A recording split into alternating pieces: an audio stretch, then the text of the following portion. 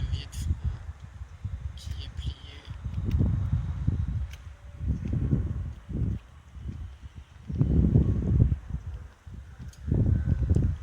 L'échappement qui a pris un coup ici au niveau de la suspension.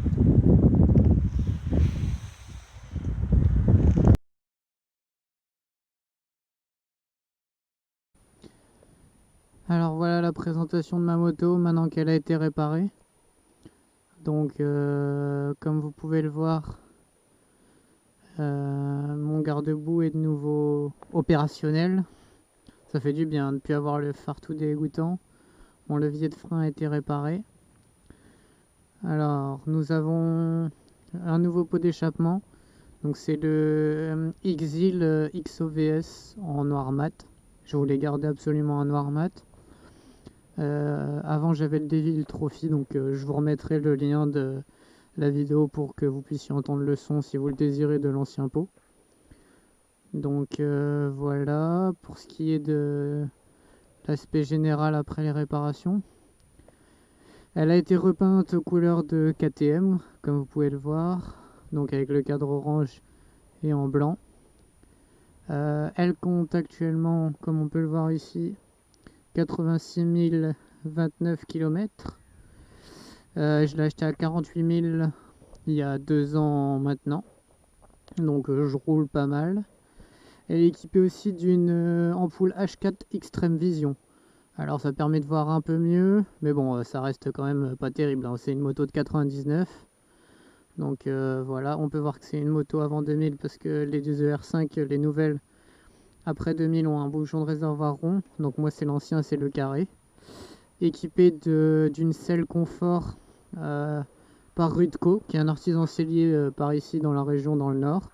Donc c'est pareil, un mec super sympa. Je vous mettrai du coup le lien de son site et de son Facebook dans la description pour ceux que ça intéresse.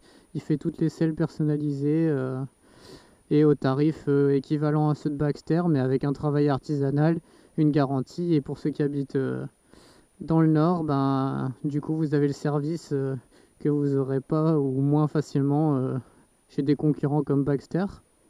Donc je l'ai aussi équipé d'une grille de radiateur que j'ai fait moi-même à l'électrolyse. Donc c'est pareil, je vous mettrai un lien du tuto que j'ai fait sur le forum pour les ER5 ou celui que j'ai fait sur Motovlog qui est sensiblement le même. Pour ceux que ça intéresse, donc faible budget. Parce que dans le commerce, une grille de radiateur ça coûte quand même vachement cher. Et là, je m'en sors pour moins de 30 euros, tout compris quoi. Avec la grille qu'il y a derrière, plus la grille qui sert juste à faire beau quoi. Donc la grille en alu sert juste à faire beau. Et derrière, la grille orange sert à protéger des moucherons, des impacts dans le radiateur. Donc voilà. Je pense que j'ai à peu près fait le tour. Sinon, amortisseur d'origine. Clignot en ampoule devant, clignot à LED à l'arrière.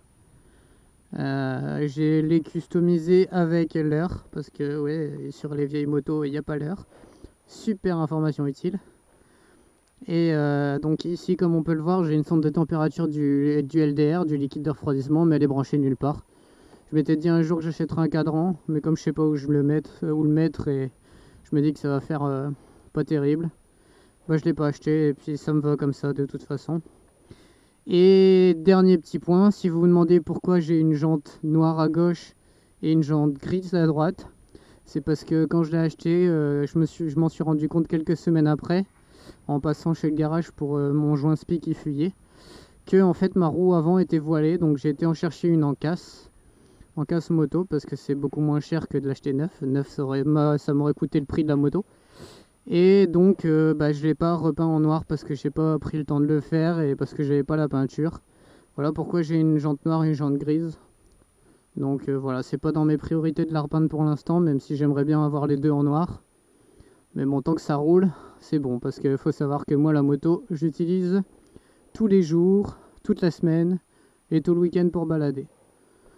Donc voilà, j'ai fait le tour. Si vous avez des questions, bah, vous pouvez laisser des commentaires. Et puis voilà, à la prochaine.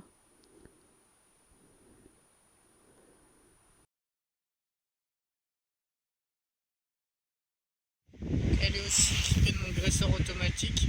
Donc pareil, pour ceux qui n'ont pas vu le tuto, je vous le mettrai dans la description si ça peut intéresser des gens. Et chose que j'avais oublié et que je vais quand même vous présenter, le bruit du nouveau pot. Hop, on met le contact. Alors la différence de l'appui pour la sécurité routière, là où il démarre en ZZ50 en tournant la clé, moi il faut appuyer sur le démarreur quand même, hein, c'est une moto. Voilà, le bruit du pot.